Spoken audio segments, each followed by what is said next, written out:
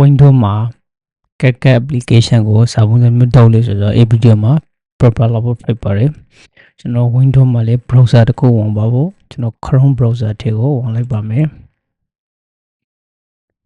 Chrome browser ထဲကိုကျွန်တော်ဝင်လိုက်ခဲ့မှာ search bar မှာ CapCut လို့လိုက်ပါဖို့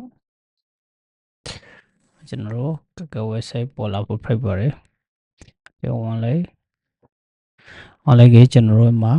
CapCut website ထဲကိုရောက်ပြဖြစ်ပါတယ်အဲဒီ CapCut website ထဲက website စာမျက်နှာဖြစ်ပါတယ်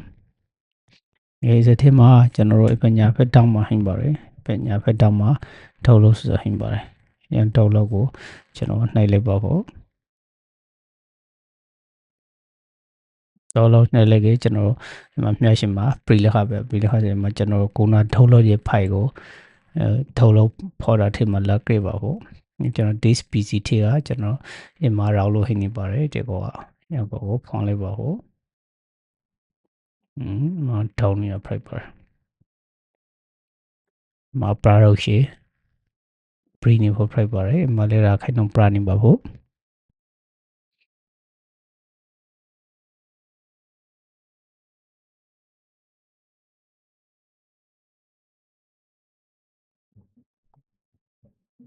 โอเค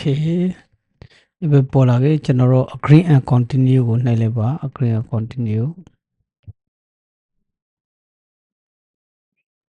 ဒီဖက်ကတိုင်း file နေဆိုပြီးကျွန်တော်အေကောက close ကိုပိုက်လိုက်ဒီဟာဒီကျွန်တော်တို့ထုတ်လို့ရပါရ interface တွေလောက်ခရပါနော်ကျွန်တော်တို့ဒီ CapCut software ရဲ့ video editing လုပ်ဖို့နေရာကိုရောက်လာခပါရကျွန်တော်တို့ဒီဗီဒီယိုကတော့ Windows မှာ